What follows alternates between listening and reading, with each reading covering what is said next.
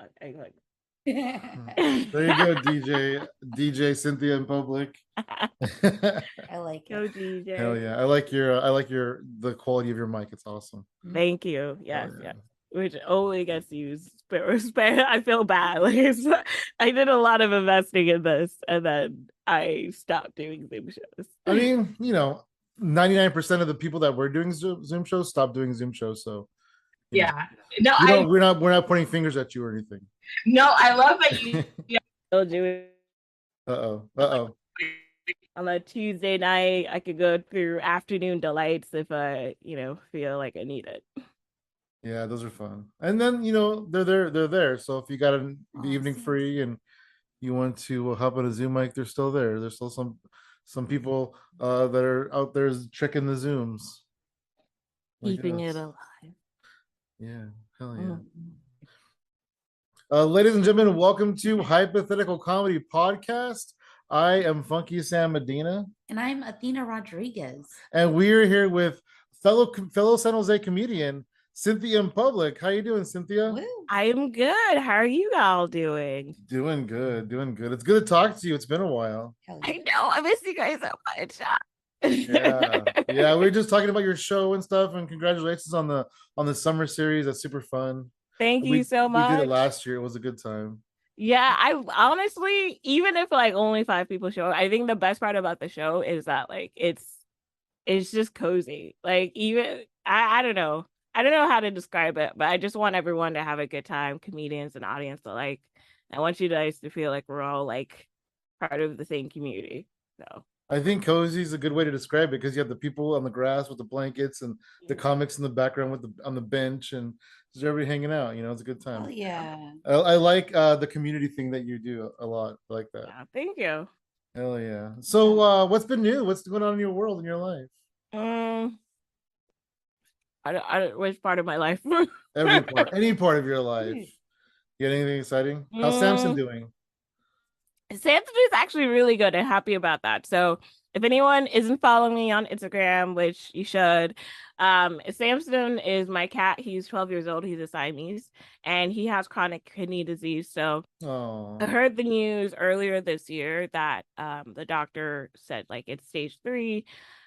He might have a few months left. He might have some years left, and they just don't know with the progression because it could be really random. I was worried about him because for a few months he used to be like a thick 13 pounds and then he went down to like 9 pounds, which for us would be like losing 30 pounds. Yeah. But now he seems like I haven't seen him throw up lately in the last month or so. He's like actually eating his food now, which is really good. Like he seems energetic again. So I feel good that he's feeling better and rebounding. So yeah, that's awesome. I didn't realize he was so sick. I'm so sorry to hear that. But I'm glad that he's feeling a little better because he's an awesome guy. I remember when we did that show. Samson. He was hanging out with us. Part of the reason I do the neighborhood show is just so that people can meet my cat. That's it. Like every single comedian that does the show has a picture with my cat. Hey, so speaking of your cat, when so you popped up randomly, you're like a friend of a friend. You like randomly popped up on Zoom and you're this girl that took her cats for walks and we got to know you and you became, I feel like we've done your whole life now at this point. You have. I'm pretty sure you're right there next to the doctor and be like, oh yeah, that's a girl. but like where did you grow up? Did you grow up in San Jose? Where are you from? That's a good question. So I was originally born in Cameroon. I've been in the United States since I was like 10 years old. And when I first came to the States, I was in Oklahoma for about 4 years and then in California for the rest of it. So I've been in California for like 13, 14 years of my life, the longest I've ever been anywhere. I did go to school in San Jose State, which is why I kind of claim San Jose as my home base because I lived there for about like 5 years. I've also lived in Sunnyvale. Right now I'm in Campbell. I really do want to move back to San Jose. It's just I'm trying to just save up money for rent. No, pay I off my trust medical me, I know. bills. Yeah, no, we're about an hour from San Jose. We're in Tracy, but we still claim San Jose. If I'm doing a show and they're like, "Hey, where are you from?" I don't tell them Tracy. I tell them San Jose because that's where my roots are. That's where I'm from. It's true. I don't know. I feel like the joke I always tell to people is just that, like when you're thinking about cities, it's just like think of it like San Francisco is like the titties. Like, they're like small titties, but like everybody loves titties, no matter what. Like Sacramento is like the ass crack. Like, like no one really likes that. But like San Jose is just like a butthole. Like not everyone's into it, but the people that are into it are really into it. Oh my gosh, that's hilarious. I love that. That was great. Did you come out here for college? Like, did you come here specifically for that?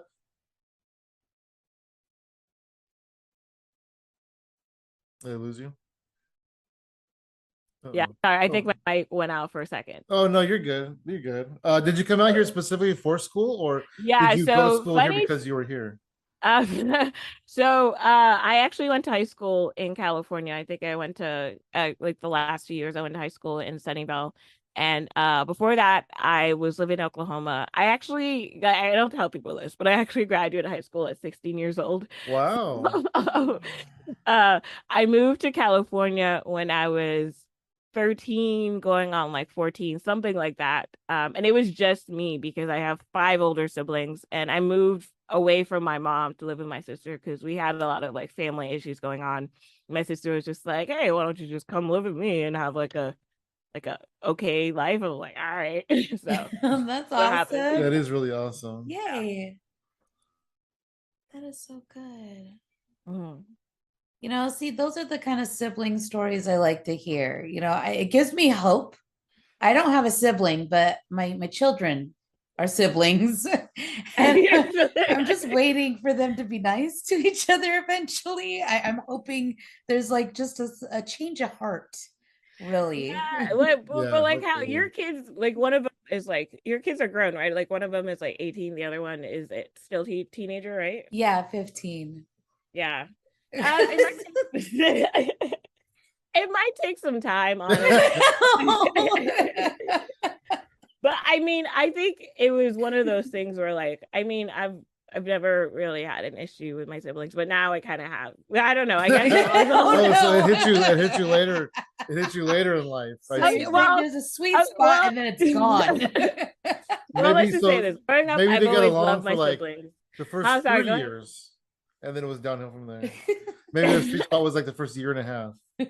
Yeah, at least you had 20 some good years. I just think that, at a certain point in life, I think it's for me in like the last few years, you just sort of realize what's important. Like I've been, especially you guys have heard what's happened to me in the last few years. Yeah. And I think it just made me realize, like, what do I value? I value friends. I value family. I value community and comedy. So like I've made an active effort this year of like, hey, if I love my siblings that much, why don't I see them more? So now instead of seeing each other once a year, we're seeing each other at least like 3 times a year because we're trying to make more of an effort to be in each other's lives. Right. That's awesome. Like putting the money, like instead of putting money into, well, actually, I still put money into food. I love food, but like, instead of going to like random parties and random outings, I was like, okay, I'll just go over to my friend's house and just like hang out with them and their kid. Or like, oh hey, we'll have a pool party and we'll just like go sit at the hot tub and like like if I can hang out with someone, I will. Is basically like if I have 4 hours in my day, I won't say, oh no, I'm too tired. I'm like, all right, I can hang out with you for an hour at least and then take a nap. Yeah. Sometimes I think an hour is just good enough. I feel like that's good enough to catch up, to like decompress, kind of thing. Yeah. I feel like that. I feel like any moment counts, really, if you make it count. Mm-hmm. Mm-hmm, mm-hmm. Yeah, I guess so. But yeah, I mean, I just value that. And I remember when I was trying to go to New York, I like hit up all the people I knew, like the comedians I knew in New York, and they were like, oh, I'm busy. I'm like, I'm gonna be here for like 3 days. You can pick any time. Can I just like stop by and say hi? It was one of those things where it's like, I don't know. I think the culture there is like always being on. Yeah. And yeah. I mean, like, they're just talking about their I guess their subway system, their transit is 24 hours. So it's like Yeah, everybody's always on. Everybody's always on the go in New York. That's what it seems like. We're just like laid back here in California. We're just like, yeah, we'll do it. It doesn't tomorrow. feel like that in California, though. It feels high anxiety and filled with stress. It is. I don't know. It is. It's, but I feel like that's the paradox of like California. Like there's this weird hustler culture where like you're like constantly working, constantly doing this, constantly trying to make more money. And at the same time, you're supposed to be taking like 3 meditation classes a day and like you're like waking up at 5 to go for a fucking run and like the sun isn't even out. Like, why? Yeah, I'm fortunate that I've been working from home for the past few months. So I really, really enjoy that. I should definitely take more advantage of that and do more things like around the house and stuff early in the morning. But it's fun to sleep in until the last minute. Oh yeah, totally. Totally. No, that's the other thing I've been thinking about. Like, I think sometime last year, or the year before, I read this article about leisure. So they were talking about why men get ahead more than women. And one of it was the author talking about how, you know, the husband gets home and then he's like, I need a few hours to myself. So he takes a few hours to just sit in his study, watch a game, think. And then the entire time the woman is cooking, she's cleaning, she's getting the kids to bed. And if you think about that, even though we're like in like, you know, marriages, men, women are supposed to be equal, but women still do a portion of the housework. Then that extra time that guys have to just have to themselves mean they have, like, for centuries they've had more time to create, come up with scientific concepts, do more art. Yeah. And I realized that I didn't really value leisure time because I thought like, oh no, I should just be working. And I think leisure time could be part of work. But now I value having like 2 hours to decompress and watch a show, right? Or like 2 hours. Like I value nothing time. Yeah, to kind of just shut your brain off for a little while. Yeah, and I realize like how valuable that is because it's just, I guess I'm at a point in my life where I feel like I don't have to be productive, efficient, and good all the time. I don't have to constantly be, even though I feel like that, but I don't constantly have to be always trying to be better. Sometimes I just want to be like just a fucking slob on my bed. And you know, sometimes that gets you ideas because you think of something, you're like, oh, and like if you hadn't shut off your brain, you wouldn't have thought of that. But it's also having that time is a luxury, and I definitely being more present. Yeah, it really is. It's being more present. It's a good form of self-care to be more present. I think that I have the same kind of thing because I grew up in a family where if you weren't efficient or doing something as a worker, you were lazy. You were automatically this welfare recipient. Oh yeah, 100%. You were all of a sudden living off the like other people in your life. It was terrible. But so like as an adult, I finally learned those things. Like, yeah, you need to take a break. You need to stop. Stop. Yeah. I mean, sometimes you do. And I like, and it's so weird. It's so weird to say that. Like, I don't know if it's weird to say it because it makes me seem like kind of like a bummer, but like I'll be sitting on the couch and going, man, I could really do those dishes right now. I could really I could just knock them out real quick, the dishes. And it's like, no, sit down and stay down. Right. Finish this show. Yeah, right. There's 3 more episodes in the season. You're good. Oh my gosh. I guess the caveat is if you have roommates, you can only be lazy to a certain extent. Yeah, I mean, but like if you're in a situation like that, you could probably plan when to be lazy and when not to be lazy. Yeah. You know, we have a house, so we can kind of be lazy at our leisure, which is all the time. Yeah, because we just have each other judging us and nobody else. Hell yeah. Hey, so at what point did you kind of spark an interest in the stand-up comedy, and how did you kind of pursue that? I think like every other comedian, I'll tell you that I've been making jokes my entire life. I think growing up I had a lot of difficult family situations happen, And I was the one who was always trying to like cheer up my mom, cheer up my brothers, like make everyone laugh. And then I do remember that at like in high school, I used to finish my work really fast, at least when I was in Oklahoma. And like when I came to California, I was barely keeping up. But like in Oklahoma, I would finish my work fast. So I was like really chatty in my classes and I would always make jokes and like faces and stuff. But at the same time, the teachers still loved me because I was like the good Black child. I don't know how to, because they were just like, oh my gosh, she speaks English so properly. Ha. Oh, dang. That's good grades. I'm just Oh, like, yeah, I do. man. So I don't know. I never got disciplined. Like mostly I just got like shushed, but I was an effective class clown. Let's put it that way. You're probably adorable too, so they couldn't discipline you. Yeah, exactly. that would have been hard. But for stand-up comedy, I was actually there. If you guys remember the days of Frascati, like the Frascati is like it was an old cafe that is now Nirvana Soul in San Jose. They do a mic now, I heard.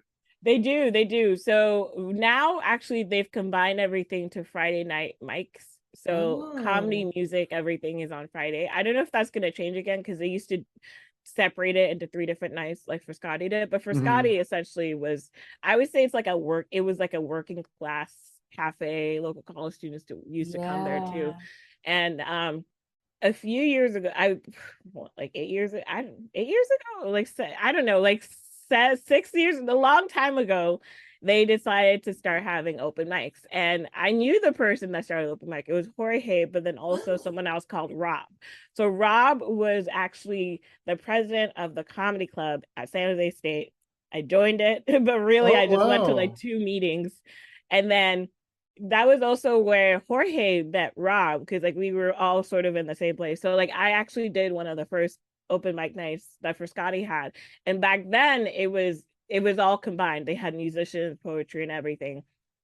And then I think within like a few weeks, they were like, oh, it's kind of weird to have a comedian talk about dick jokes after someone had made a entire poem about depression and suicide. And we're just like, yeah. So they separated it into different nights.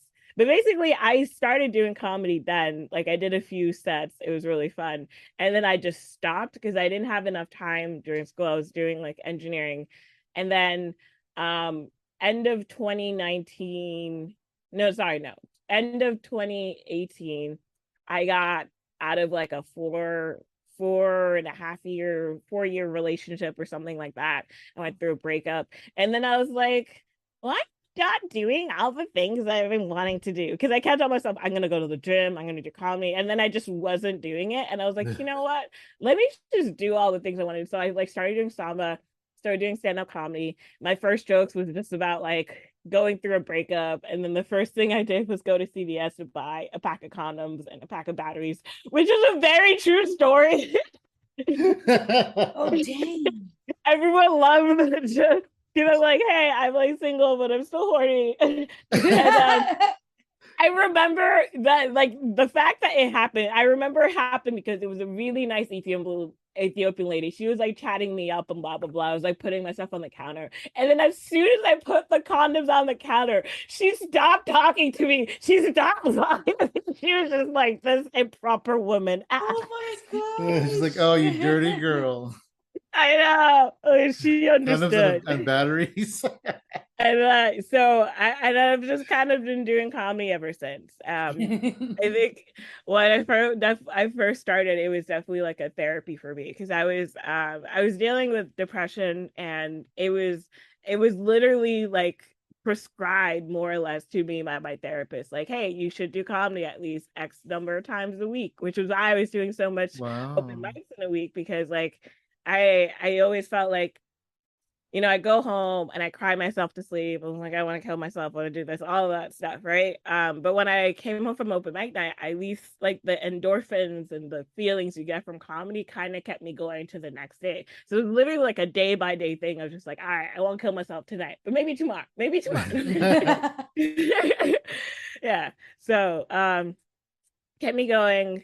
And then I eventually got on meds, and then they sucked, and then they put me on other meds, and then they sucked. And then I got out January 2020, I knew it was already a fucked up year because I think the second day of January, I guess this is very detailed, but like I was actually planning on like driving to like a bridge, like researching bridges, like jump off. But then I ended up going into the Kaiser intense outpatient program, which is like it's like you go to the loony bin, but you get to like go home after like 12, like for like half a day. It's like a half a day. It's like a half a day. It's like a day camp instead of a summer camp. Yeah. And then like end of January, I was like, you know what? I feel better. Like I feel better. Like, maybe 2020 won't be so bad. And then it was. Oh no. Oh, so that was your fault. No, just no. Like as soon as I was getting better, 2020 hit, and I was like, you know what? I was right January 1st. So like, this is not gonna be a good year. So that's my comedy story. I've been doing comedy ever since my mom medication. Wow. So I want to back up a little bit. You mentioned that you were in the stand-up comedy club at San Jose State. What's that like? What do you guys do? Do you just have little open mics at the club? Do you at the school? I have no clue about it. I went to 2 or 3 meetings. That's kind of it. But basically what they used to do, they used to meet at the theater at San Jose State and they used to perform in front of each other. And then they would encourage each other to go to the Frascati open mic. I think back then there weren't as many open mics as there were now in the South Bay. So like we only really knew about Frascati. Yeah, there wasn't that many. Woodham's was around, and then eventually Frascati was walking distance. Yeah, exactly. Unfortunately though, like I went for a few meetings and then I just sort of dropped off of comedy for years, and then I got back into it 2018, which is why I say I'm only 3 years, because like I did random a few times and then I stopped. But I know now the comedy club is a lot. Sorry, 2019 is when I started doing something. 2019, yeah, 2019. But like I know now, for a while there was a kid, I forgot his name, but like he took over the comedy club or the SJSU comedy club, and then they made it a lot bigger. Like they actually got some of the members to like perform at the SJ Improv. Wow. They were like doing shows, I think, in partnership with like a couple other comedy clubs, and like they were actually getting people like through like booked onto shows as well as like practicing. Yeah, I would imagine that would be a really good route, especially nowadays, to start and kind of get your foot in the door at places like that, because they probably know people, at that point, and have connections. Yeah, I did think for sure, especially if you're going to San Jose State, like definitely join the comedy club. I don't know, I forgot Sharma, he was the one who was in charge of it. But then I think he graduated last year, so I don't know who's in charge of it now. But like it was pretty active when he joined. Like I actually saw the Facebook group like with messages on it. I was like, oh, they're doing things revived. That's cool. Right. Were you at the last Frascati mic? Yeah, we were there too. Oh dang! Yeah. We didn't know you yet. We haven't met you yet. But we were there. And Mel Michelle. It was an interesting backstory. So I'll give you the short of it, because the long of it, there's some drama I will not get into. Oh, dang. But get as deep into it as you want. Okay. Yeah. Well, I try not to. Well, actually, I've already burned that bridge, so maybe it's not a big deal. Okay. But I'll tell the short of it. So Jordan Long, who at the time was still in the US, he's a comedian who went to Hong Kong and now he's pretty big. He's doing pretty good in Hong Kong for comedy. Yeah. He has like, that's cool. I didn't know that. That's 100K subscribers. He has like shows that he does there. Like I think I should give him a shout. Yeah, definitely hit him up. But me and Jordan, so I basically got together with a few other people that like knew Jorge, and we pooled our money together to get Jorge like a gift of money. But then also we bought him like a super nice like portrait of like Frascati comedy and all of us. So I had Jordan videotape that last night of Frascati. Like we have everyone set, every single person set. But then he also took a lot of pictures from that night. So like a whole album of like Frascati. I think I posted it on Bacon the night it happened. And then I helped him. We did the roast for Jorge, so I helped out for that. So yeah, I was there on the last night. I coordinated some of the events, but not all of them. Oh wow, that's cool. I didn't even know you were part of it. That's so awesome. Wonderful. Yeah. So our last night at Frascati we were hanging out, mingling, taco guys outside, getting some tacos, whatever. I filmed Athena's set, and we hadn't met Mel Michelle yet either. And I filmed Athena's set, and then we were watching it, X amount of months later, maybe a year and a half later, and Mel Michelle's right in the front. She's right in the front. You can see her in the Yeah, video. I knew Michelle at that point because I was part of so there's so many throwbacks I don't think of, but there was a women's writing group at that time. Funny enough, Arturo had started it, but it was a women's writing I remember him promoting that. Yeah, and then it was so me. Dope. That's how I met Lalita. I think that's also how I can't remember. I met Mel through one of the ladies in the group, and then also at some open mics. And then like a few other people. So yeah, well, if you look at Jorge's, like, I know he has that picture one where he's like in the middle and everyone's like doing this to him. Like I'm in the background. I'm one of the people like this. Okay, I'll have to go back and look at it because I was like, I'm one of the people in the background smiling at him. I do remember the photo. I don't remember it specifically though. Yeah. That was the photo that we had. Like I think Coral was the one who had it printed out and everything, and we gave it to him. And it's like I can't remember if we signed it. I think we did, but I'm not sure. That's so sweet. That is really good. What a like. It's so crazy because like at the time we were friends with Jorge and you were friends with Jorge, and like we were both there. We didn't know each other. I know. I always trip on that.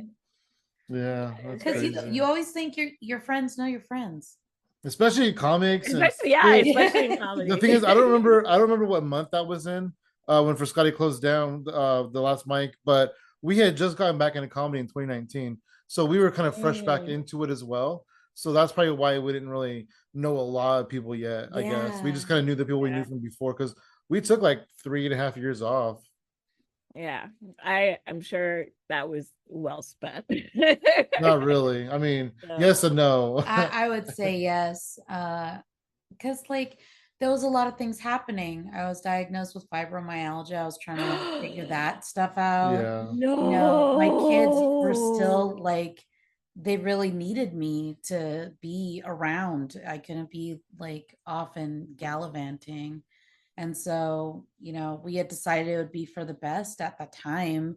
Plus, Sam was working weird. I was working graveyard, hours, so it was hard. And then it's like, a couple of weeks turns into a couple of months. And then before you know it, a couple of months is a year or two. And you're like, holy shit, has it been 2 years since we did comedy? Exactly.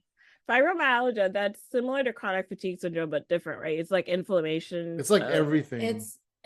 That's what I feel like. It's just everything. It's like in everything. They can't figure it out. It's like an everything bagel of body things. But yeah, chronic fatigue is one of the symptoms, movie. And then like there's chronic pain everywhere, joints, inflammation, and then don't get me started on the digestive issues and brain fog. I was about to say and everything. I was about to say because I went through something, I don't know exactly, but it matches like chronic fatigue syndrome this year, like with sickness I was telling you guys about. And it was a whole bunch. I can't imagine having pain. Like it felt like it was painful sometimes, but it didn't have like that aching feeling that like fibromyalgia has. And I couldn't imagine if I had that on top of it.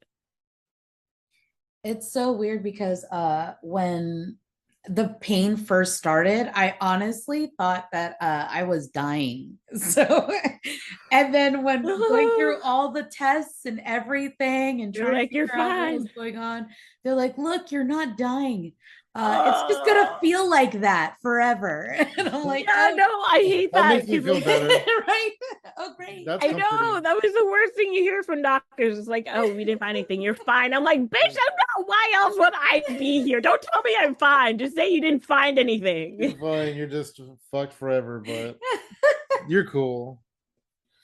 Oh my gosh. But yeah, I totally empathized with your health journey, man. You've been going through so much, and my heart goes out to you because when you're dealing with chronic illness, or anybody who's been sick or hurt or in the hospital for long periods of time, I think they can empathize with other people that are going through some heavy shit with their health. So I'm glad that you're feeling a little bit better, a little bit at a time. Yeah. However it comes. I feel like you actually read my emails.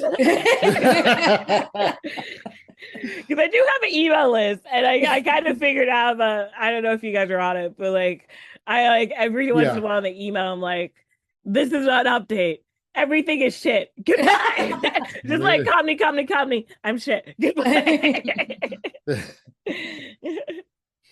Your story, I mean, just like your upbringing and things is interesting because knowing you, right? You said that comedy was kind of a thing that you did to help your family to kind of raise spirits and cheer people up a little bit. Yeah. And when you're a child, that's your community. And you're very, like, as an adult, very community strong. Mm-hmm. And so I feel like that's kind of been in you your whole life. What do you what do you say about that? Like growing up and being kind of for the community? Yeah.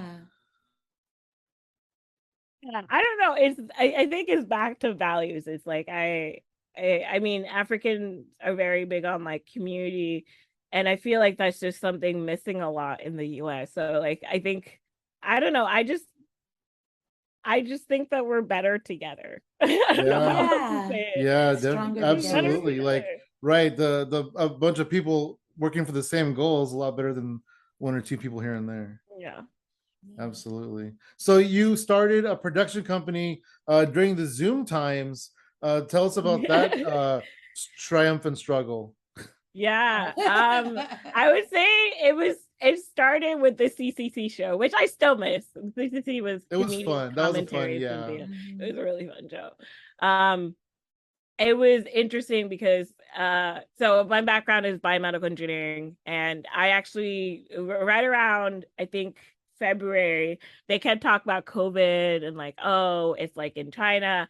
So I actually had a friend in China. She was in the Wuhan district, and she told me about like all the closures that they had and the quarantining, right? And then I looked at the fact that the CDC had updated it from it was like the level right before pandemic.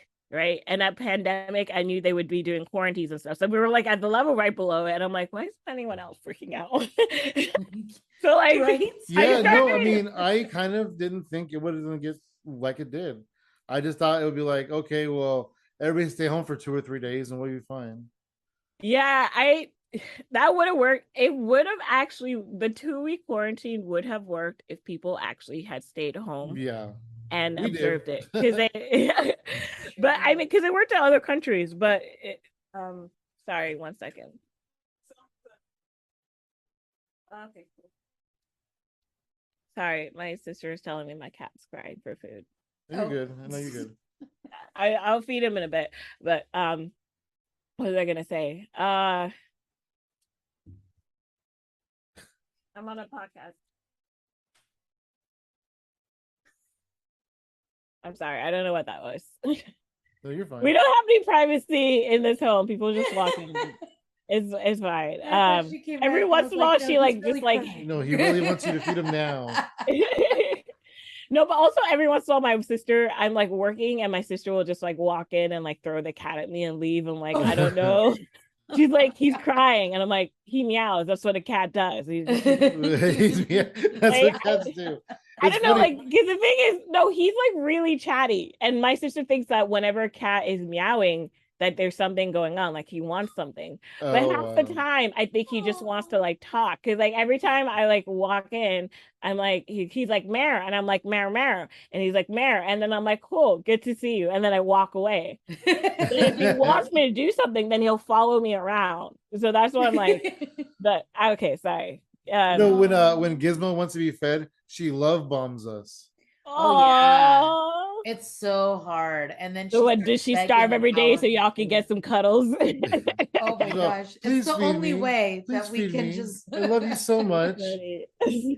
It's like, look at, she's purring. Oh, your cat, that's nice. No, my cat. Well, let's not feed him now, so we can enjoy these love bombs for a little bit.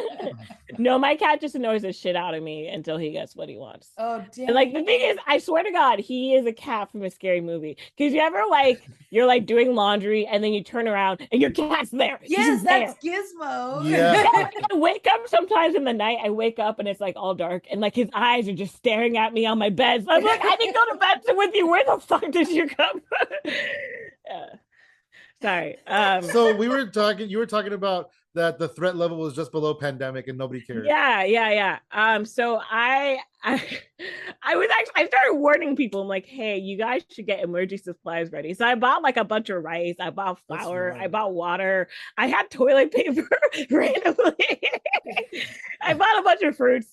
And then when the shutdown happened, I was like, all right, I'm bet. Like my sister was like, can you get groceries? I'm like, no, I got groceries for me and for a reason. And I got you emergency. She's like, I want more. And then I was like scrambling and getting all the stuff on Tuesday when they were like starting to like lock shit down. And I was like, I specifically planned so I wouldn't be in this situation. I hate my sister. But no, like, but the lockdown happened, and then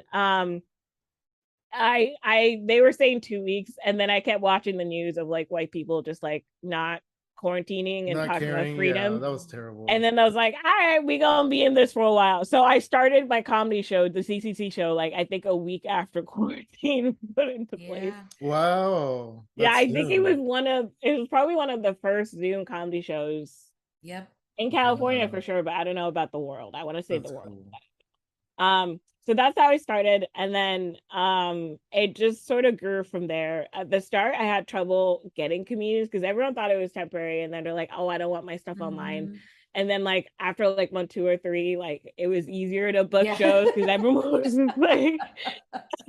It's crazy though, because like when we came up in comedy in 2010, 12 years or 10 years before the pandemic, whatever, don't put your stuff online because then it deters people from coming and seeing you.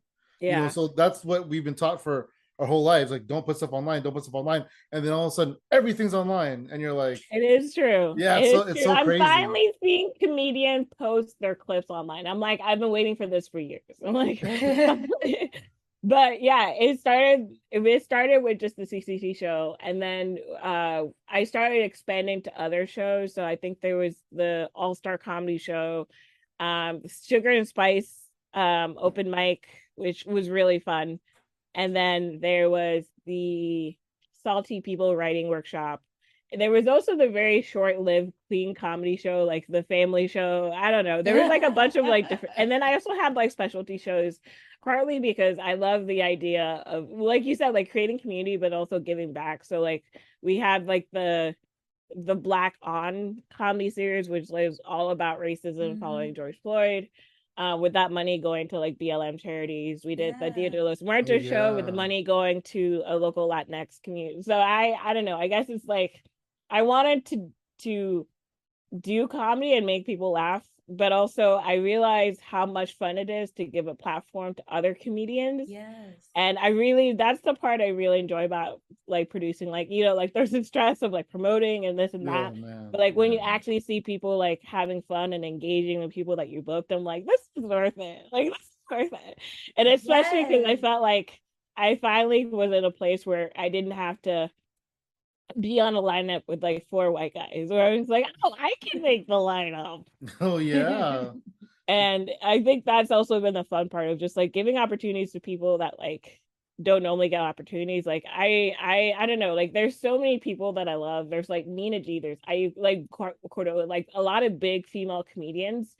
And then I've gone to their shows in person, and then I looked at the headliner and I'm just like, why is she funnier than the headliner? And like been to so many places where I'm just like, why are these people not headlining more than, why do we see such big, incredible names, but like it's more men headlining that aren't as funny, or maybe, it's just kind of like flipping the script of saying like, hey, you deserve to headline, you're going to headline my show.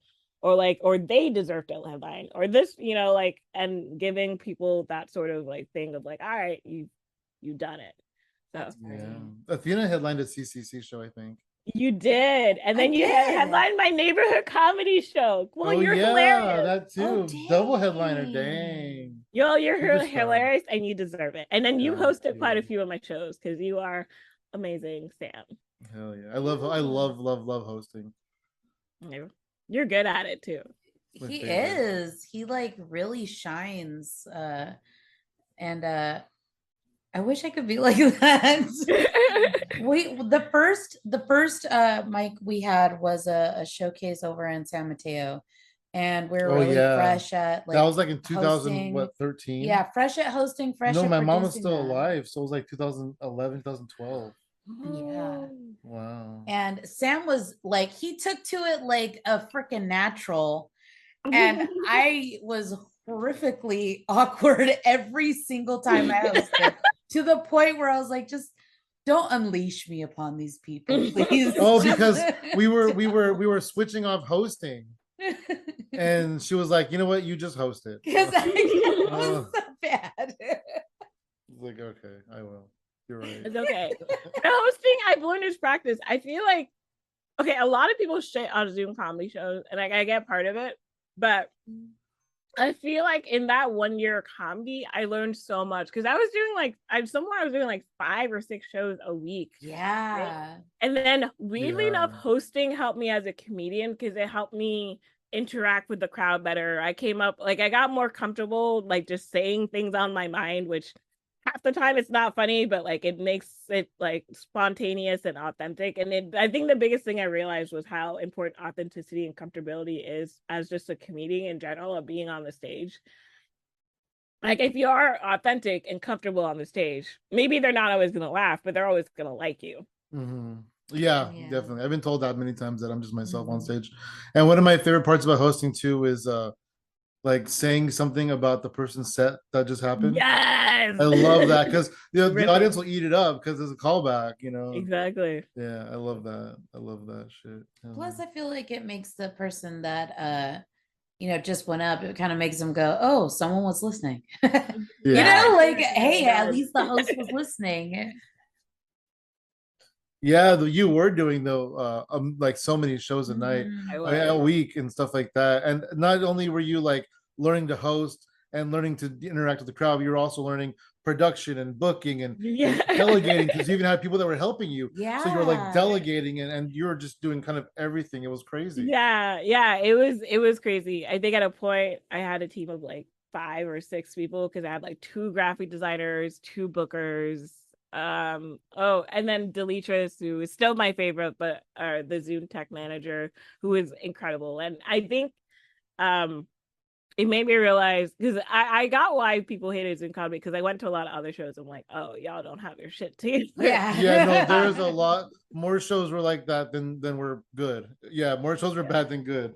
But it really did make me realize how much of a difference it is to be organized, but to also like have someone in the Zoom tech who can like interact with the audience, because that makes it more fun.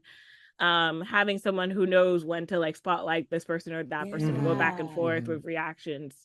I learned so much, and I think I'm still learning much as a comedian, because I'm transitioning to like in-person shows, and like every week I'm like, okay, maybe I should do this next, maybe I should do that next, maybe I should do that next. But I'm also trying to take my sister's advice, and she said like just start small and then go bigger. And I mean, I think the Dear Lives Mentor show will be still like, I'm still hoping to get like just like 30-40 people. But my goal for the next year is just continuing to build an audience, right? Like 1 or 2 people at a time. Continue to build the audience, and then just people will come back, and then more people will come, and things like that. Yeah, absolutely. Yeah. And you can do it too, because like you're really good at what you do. We've seen you like really finish tasks when you put your mind to it. And it's really inspiring, because like I said, I mean, it wasn't just the emails, but we see your posts. We see your posts on Facebook, and we like follow along on your journey, because you are one of our favorite people. So we kind of invest a lot of like care and thoughtfulness into you, and we enjoy watching you overcome so much shit, and it's quite inspiring, to be honest. And personally, I feel like it can inspire not only myself, speaking for myself, but a lot of other people who are going through a lot of shit. And maybe people that aren't going through stuff, like, what the hell is holding me back? You know what I'm saying? I think you are quite the story to be told, and you're not even halfway through. Yeah. Thank you. You're just getting started. Y'all are just stop attacking me with positivity. I'm gonna die with all these positive vibes. Like y'all are gonna fucking kill me. I don't know. That's what we're here to do, though. We're here to like make you see it, trying to shine a light on it for you. Nice too. Favorite couple, even though you're you'd had that singles, you're on that single comedy show where you're just like, oh, it's for single people, but y'all are like the best couple ever. I remember you were so mad about that. I'm still mad about it. Shit. Okay, I gotta be out in these streets looking for my Dick Charming, and y'all already have it. And then you don't deserve to be on the show about single people if you're. And then we were on couple shows too after that. Yeah, that's better. Yes. Yes. We're on the single shows and the couple shows. What?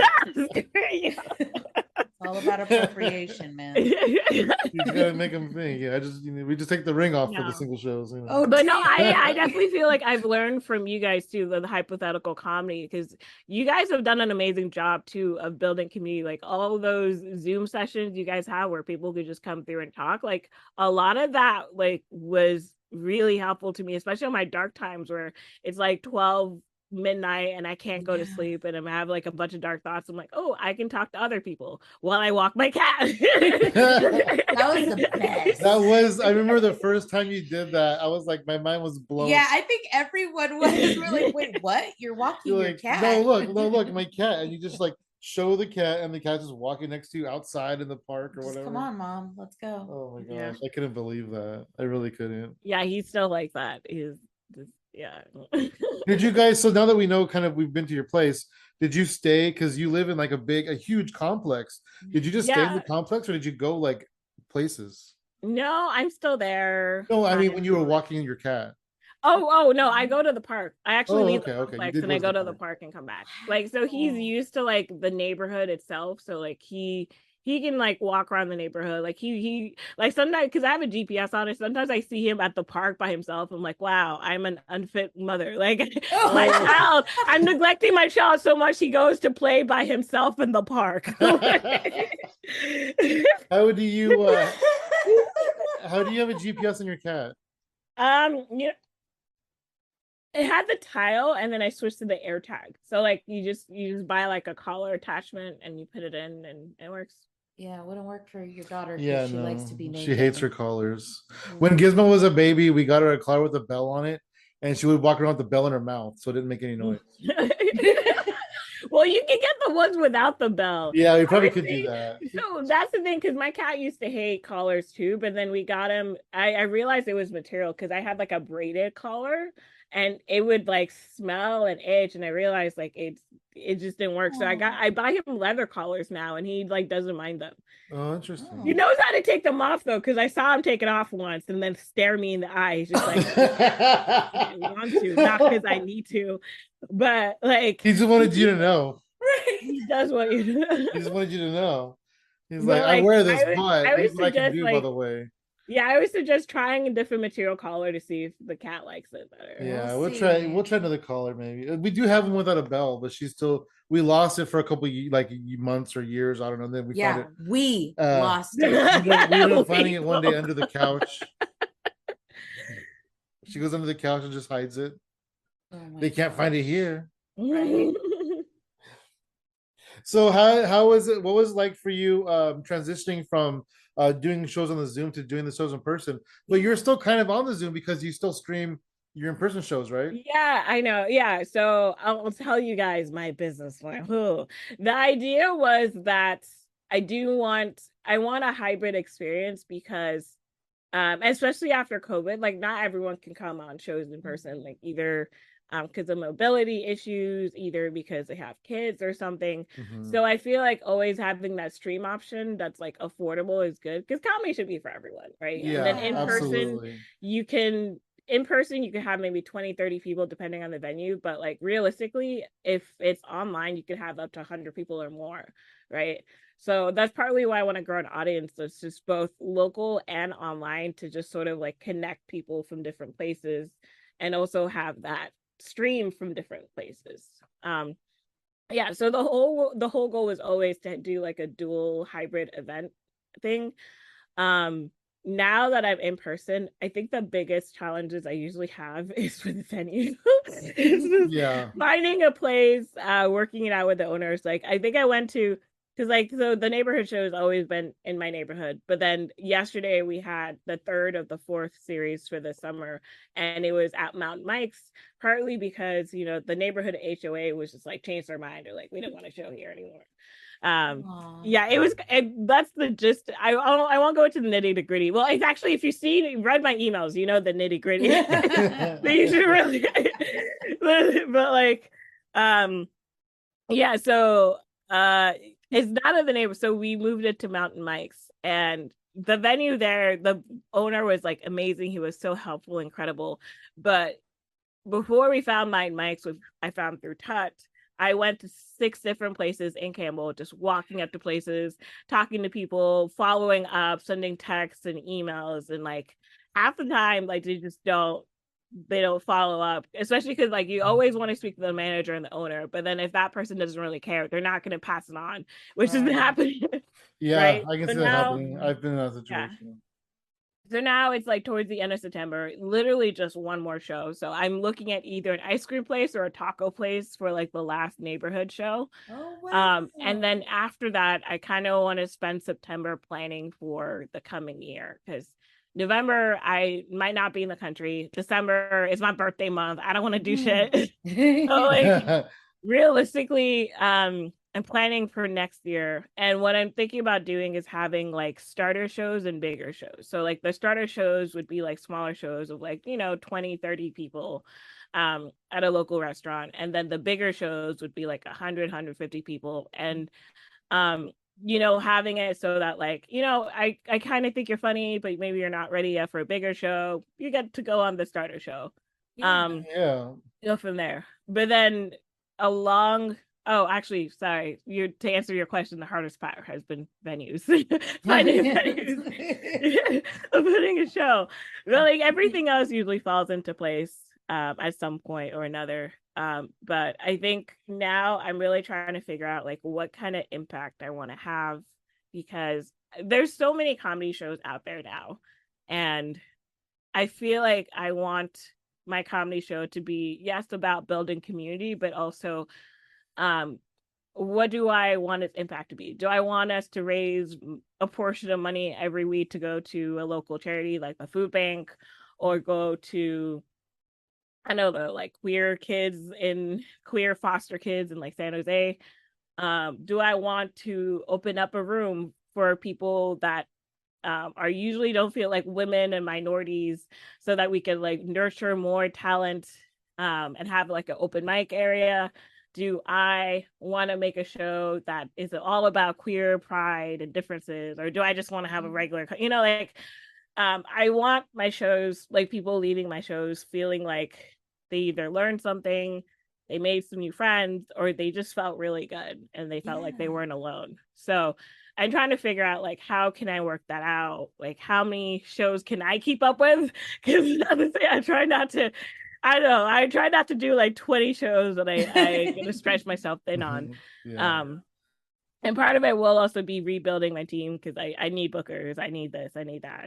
But yeah, absolutely. Hey, if we can do anything to help you along that process, you let us know, okay? Because I mean that's right along the sides of we want to foster and nurture in the community, is being able to help each other out during these things that we want to get done. And I feel like you've not only given back to the community with the donations and raising the money, but you've also given back to the community by giving people an opportunity to earn money, whether it's a comedian on your show, or if it's somebody doing graphic design or doing any posting stuff, or like your actual like promotion team kind of thing. Street team. Yeah, your street team. So I mean, I feel like a lot of the things that you've been working on has been doing what you're trying to achieve. So I mean, the sky's the limit, obviously. That's true. You put together a team, and so you're not just giving opportunity for comedy, you're giving opportunity for other people to get some working experience and some extra money. That is a part of it too. Y'all are so dumb. So Hey, I didn't even think about it. She did. And on top of that, it was during the pandemic when you were doing that before, and people were hard up on money, you know? Yeah, I will confess, really I actually I did lose quite a bit of money over yeah, I think we all did. Like, the donations weren't always there, but I did want to pay you. But yeah, I try to, but yeah, I mean, I definitely don't regret any of it. And I think that's part of the thing too with having bigger shows is I mean, Arturo, if you ever talk to him, kind of speaks about this too, about like why do we have to go to LA to get famous? Right. Exactly. And I think part of it he does kind of preach that. I remember, yeah. Like if you build the right audience and you have the right support, you can be independent in the Bay Area 100%. It just takes time and work and effort. But I want my bigger shows to be a place where one day, like, you know, like I could pay someone at least $100, even just for 10 minutes to like do their stuff, or like 200 or something, where people can actually like feel like, oh, I didn't just pay for gas by coming here. Like I actually got paid. And then one day, one of my dreams is to actually produce like a Netflix special that's just like the best of the Bay Area, like the people that I feel like are super funny. But then the people on that show would be people that I feel like represent different aspects of the Bay Area, where it's just like I mean, like, you know, like a queer person, a Black person, a white person, someone with that's neurodiverse, just like, because there's just so many stories out there. But I get really tired going to a comedy show and seeing the same. Like I get it. Like I'm not anti white men. I really am not. I do hire white men. I do want to say that because, but I give opportunities to people that don't have as many, because you're more likely, if you don't get booked on my show, you probably still have 8 other shows you could go to. And but like I feel like minorities and people of color, you usually have to like know someone or do something, and like even then it's like there's extra hurdles sometimes to get booked and be on those shows and like not headline even though you're the funniest. So, yeah, exactly. Yeah, so I don't know, I like balanced shows, but that also means that I spend extra time booking. Like my philosophy is I book people, not shows. So I always build a show around people so like if one person cancels, I'm not just gonna fill it with like a rando that messaged me. I'm like, no, I need someone who, like, you know, like, oh, you have a show, like, oh, I need a strong opener, right? With this opener, I also want them to have, but oh, I have, you know, like 3 other guys. I want a woman that's the opener that's like really strong. And then I kind of look for that person. I was like, oh, are they friends together? Okay, yes. So that also means that they could carpool together. And then that's not going to be an issue because I know this person doesn't have a car. Or like, you know, like making sure that like it's like a queer person, this person, and that person, that person. So like when you look at the show, it's balanced. Like it's not like it's like a few men, some non-binary people, queer people. Like you're hearing a lot of different stories, not just like 4 dicks and a like 4 dick jokes back to back to back, and then that one woman that has like a killer vagina joke. Yeah. I don't know if that makes sense, but absolutely, no, it really does. Yep. I agree, it totally does. Yeah, totally. Do you have any like projects you're working on or anything coming up that's exciting? The next, I'm just gonna be doing a lot of planning in September, so I definitely need to finish my website that's been on hold for like a year. Nice. What's the website? What's the site address? It's literally gonna be BangouProductions.com. BangouProductions.com. Was that BANGOU? Wait, no. Yeah, BANGOU Productions. Yeah, you got it. Oh, nice. BGOUProductions.com. I have a lot of secret projects and ideas. So one of them, I do want to do the Dia de los Muertos show in San Jose, and then the proceeds would, because I feel weird taking money, but I kind of want the proceeds to go back to the museum.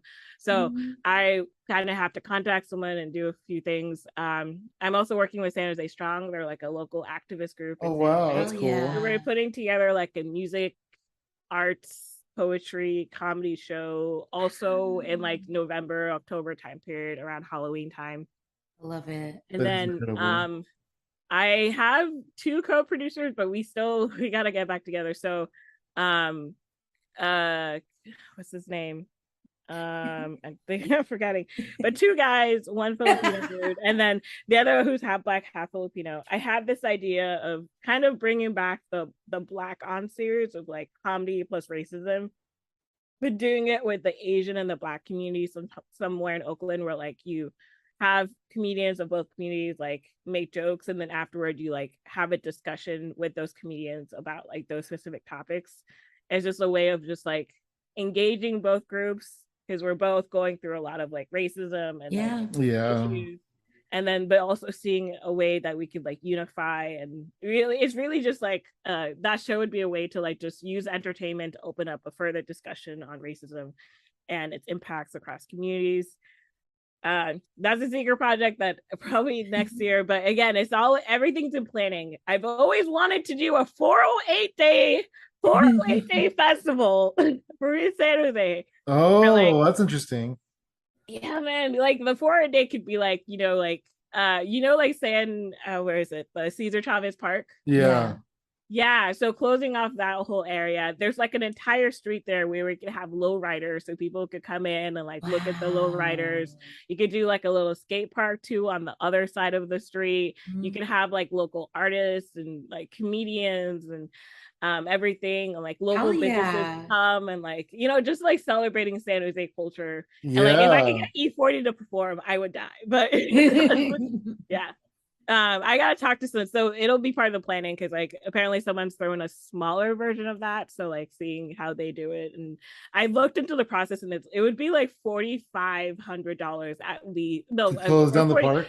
Yeah, well, or the streets. Yeah, to close down just the streets, but then there's like thousands and thousands of more dollars you have to spend on permits, and then so it would be a long I would literally need an entire committee, but like hopefully in one day in my life I could do a 408 day project. And that would be like on April 8th. Yeah. Hell yeah. That's so dope. That's so dope. I love that. Yeah, you got to make that happen. Hell yeah. And then I also have this weird idea to do a Bangou comedy fest of just like, like not a company, but like like kind of bring back some of the different shows, like the the writers workshop during the week, having it like across the Bay Area, like Alameda Comic Club, San Jose Improv, Tommy T's, and like just putting together like different showcases of comedians. Hell yeah, that's rad. And like really inviting some people from like the Zoom shows of like, hey, do you want to audition to be a part of this? Okay, come through. But then also like paying people, so that because a lot of these don't pay comedians, but using the money to pay comedians. So I have a lot. I think the problem is I have too many ideas. On top of like the mics and the shows I want like regularly running. But it's one of those things where I'm gonna spend a lot of time in September trying to figure it. Well, like I said, I guess now we're in September. Wait, we're in September now. Yeah, we are. Okay, October. Okay, this probably won't even see the day of light in September. Yeah. We can say it is October now. Where did the name Bangou Productions come from? That is a good question. So Bangou Productions, Bangou is actually the name that my grandmother on my father's side comes from. It's a village in Cameroon. Oh wow. Yeah, so I kind of picked the name because it goes back to the idea of community, like Bangou and Cameroon in general, like we have a big emphasis on family and community and togetherness. And if you look at like the actual like blueprint that I use, it's called Lundop, which is like this very traditional fabric in Bamileke culture, which is my tribal group. Mm-hmm. And I basically kind of just wanted to like bring it all home of just like create a village, I guess, in America. That's awesome. I love it. I love that. I don't know if that makes sense. No, it makes a lot of sense. And then we started off by just like saying how community strong you are, and that's even why I asked you if you were from San Jose originally, because you're just so full of community. I just love it. Yeah. And it's just your roots and your tradition and where you come from and just everything that just kind of blossomed into this. Hell yeah. Oh yeah. I mean, we've heard of like all of the really cool stuff that you're working on and all the stuff that you're intending to work on soon and stuff like that. But I mean, ultimately we all have like, I guess as a person we all have that big goal, and whether it's we end up like performing in a certain place or moving to a certain area, like what's your dream goal, like at the not at the end of everything, but what is something that will make you feel like, all right, I achieved my success and I feel like really like, good about this, like in life or in like company or comedy? I think the Netflix one would be a big deal. Yeah. But I don't know. That's a good question. I don't know. I have like several goals of the business. Like I'm in like phase one. Oh, nice. Yeah, phase one. I think the ultimate phase is just using comedy to bring people together and help people. Like one day, I think phase 3 was gonna be teaching comedy to younger kids, like at-risk youth in like San Jose, Oakland, and using it, and but then also like partnering them with like psychiatrists, therapists, and tutors, because comedy for me I found was like a way to cope with everything and like get through the day to day, and teaching those kids to those skills to students, like even if they're not gonna be comedians, it could be sketch artists, it could be writers, it could be all I think whatever art whatever art that they're attracted to, really. Maybe not even art. It could also help with, public speaking. Yeah, exactly. Other things. Yeah, but teaching that to them, but then also providing them the resources to like, get the mental health that they need, get help in school, kind of using it that way. And then phase 4 was going to be to open like a Black-owned community grocery store. So I guess there's like multiple phases. Bangou Groceries. Stage 2 is oh, that would be so cool. Bangou Groceries with the stage in the corner. Dude, I do. The thing is, I do want my grocery store to be a meeting spot. So like, like a little meeting room in the conference room in the back that people could book if they want to have shows or they want to just like have like, but I just feel like I want to use comedy as much as possible to make people's lives ultimately better. Dang. And to use comedy in a way that doesn't, I know, that uplifts people and that doesn't like reinforce our racist structures, right?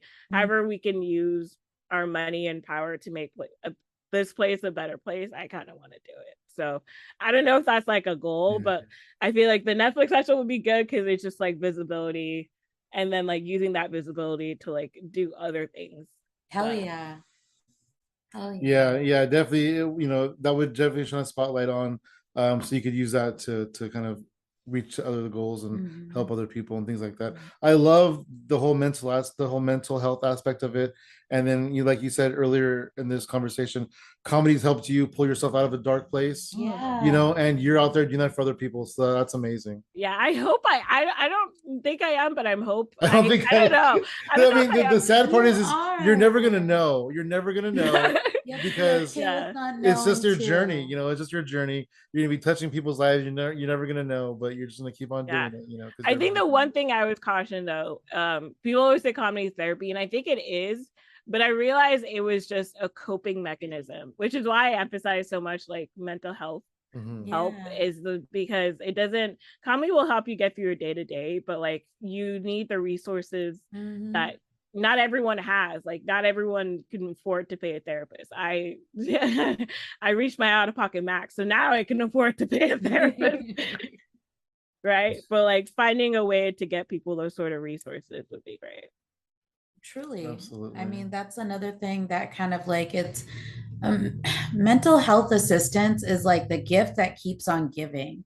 When you help people get back on track and feel better about themselves, they're able to, interact with people in the world in a more kinder, more pleasant. And I'm not saying that everybody has to be likable, but that gives them the opportunity to like have things open up for them, you know. And touch when other you're people's not lives. grumpy, you're more likely to have people listen to you, you know. Absolutely. So, yeah, that makes sense. I know. I get really afraid though, because we lost I mean, there's comedians, as we all know, like the Rob who started the SJCU Comedy Club, he passed away via suicide.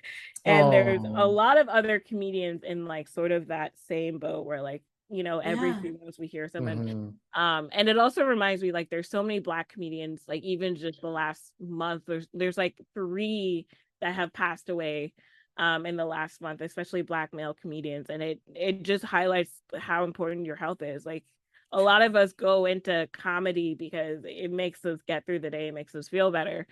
But like, if we don't actually address the underlying cause of our misery, like it kind of just delays the inevitable. If you don't fix it, it's always gonna be festering. Yeah. Comedy's a good band-aid, but it's not a cure-all. Hell yeah. I feel like comedy can be applied to anything. Like if you're using it excessively to cope with something, obviously it's not going to be healthy anymore. But like using it for a proper channel, I think you burn yourself out. And that happened to me. Like I burned myself out because I was going through so many shows, driving so much. I was tired all the time. And then it's just and then when you're burnt out, you find yourself being depressed again. Yeah. Because there was no comedy there to distract you from it. Truly. Yeah. So I hope you're doing well. I am now. There was definitely some touchy weeks a few weeks ago. I mean, it comes in waves. It does. And if you remember that Facebook post where it's just like it was just like, please write down means I'm feeling in the dumps. I was feeling bad, and then at the end I was like, I am the dump. Oh no! I don't think I saw that. That's horrible and funny at the same time. I know. I am the dump. The dumps are down in me. Awesome. Well, thank you very much, Cynthia, for talking to us. It's been really, really fun. It's been fun talking to you. I miss you guys so much. Yeah, we miss you. We miss hanging out. We miss, Well, hopefully, if that Makla show gets off on its feet, I will see you guys. Yeah, absolutely. Or just anywhere. Or whatever. We hope to see you at any mic. If we're gonna be in your area, we'll let you know too. Sometime. Yes. Please. Definitely. Do you want to plug your social media and stuff? Yeah. My social media is at Cynthia In Public on Instagram, and also at Cynthia In Public on Facebook. Cynthia In Public at gmail.com. My Venmo is Cynthia In Public. My Cash App is Cynthia In Public. My PayPal is Cynthia In Public at gmail.com. I try to make it really easy for people to find me. Everything is hell yeah. And if you want to get on my email list, let me know. Just DM you want to get on that email list. Just find her at Cynthia In Public anywhere.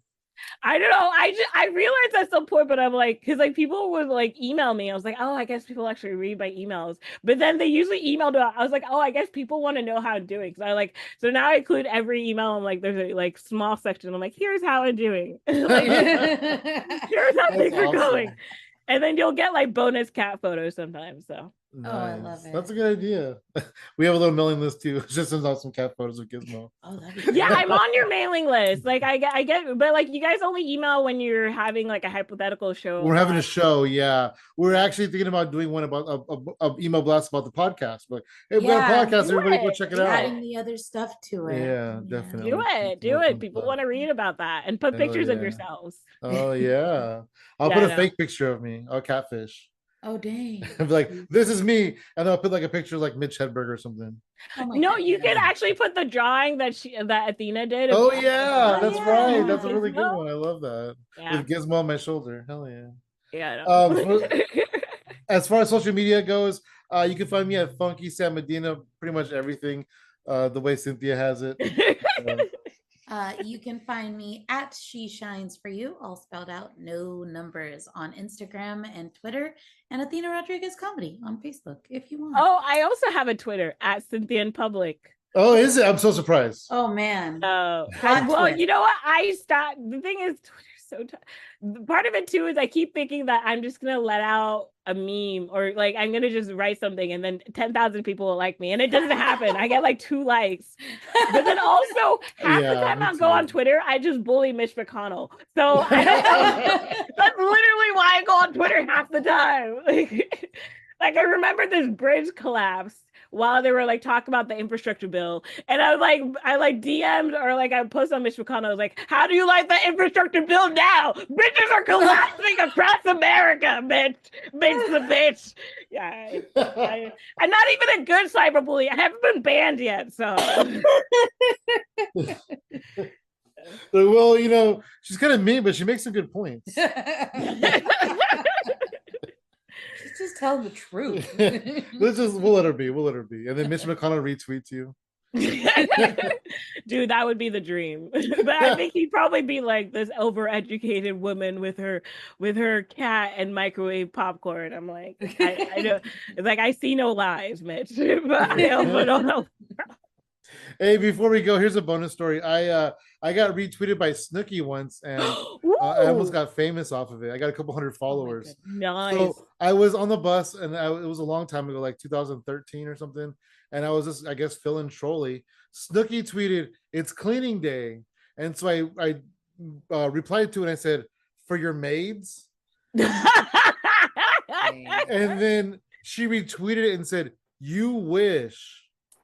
I don't know why I would wish that, but a bunch of her fans were like just attacking me on Twitter the whole day. Like the whole day, I was getting attacked on Twitter and followed at the same time. It was really? Yeah. Just good for telling me, but she just for that. The cleaner.